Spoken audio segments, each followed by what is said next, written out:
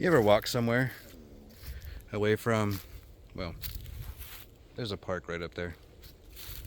You ever walk somewhere in a park and there's a local creek or stream or some beautiful area and you're like, man, I wish we could protect that. This is like wild and nobody's ever been here before and da da da.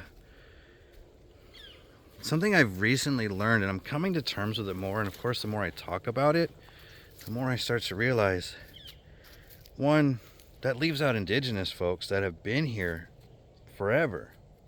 Time immemorial, I think it's called. And they know this land. They're connected to this land. So while we're over here looking at something that's wild, it's not wild.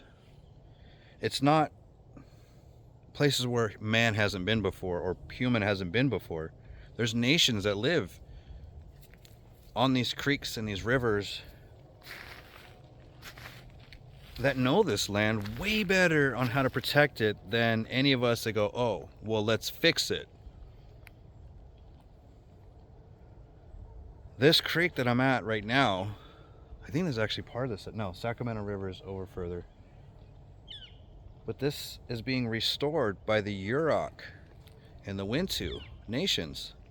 Yurok is a 4-hour drive if you look at the Rancheria or the country, which is the biggest indigenous nation in California, coming down to further down the Sacramento River to help restore salmon habitat.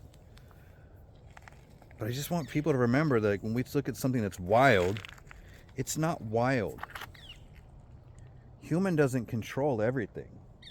There was a point in time, and indigenous communities know this, that everything is connected and they are part of it. Not in control of it, connected to it.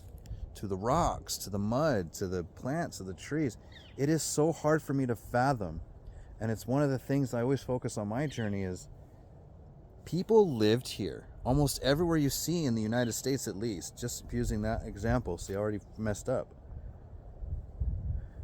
These wild areas, these natural reserves, these national parks. People were already there and knew the land and what was best for the land and didn't need to be protected because they lived with it. Does that make sense? The more I talk aloud about it, the more we talk about this stuff, the more we realize it's not. When we talk about mankind and we leave out indigenous communities, their nations, and how this land is supposed to be, we're missing out on a lot. Like, we know better. We don't. One, the land will tell you, Mother Nature will tell you. And two, people know this area. People lived here, survived and thrived here, where I'm standing. It may be new to me. And unfortunately, I think about it, guilt. I'm standing on somebody's home, their way of life.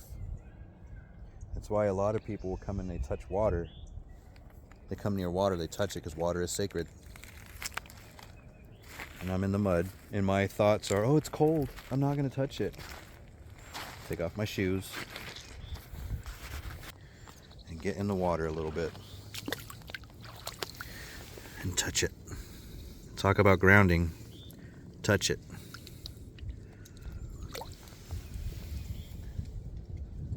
They're restoring this for salmon.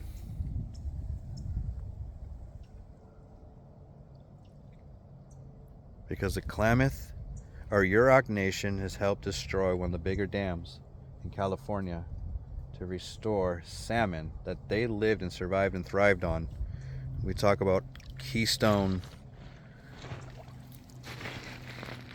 animals that help an ecosystem. Salmon is one of them.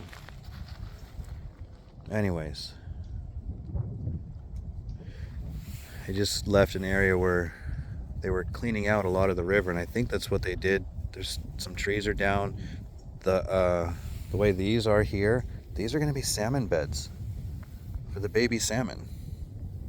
When they leave Yurok, the Pacific Ocean, that when they come down, hit the Sacramento River, they're going to come up areas like this.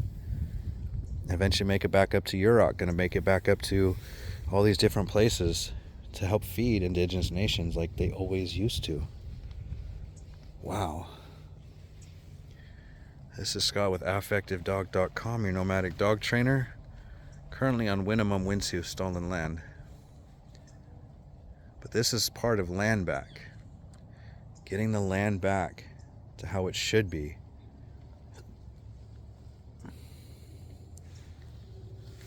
It's a little tiny part of land back.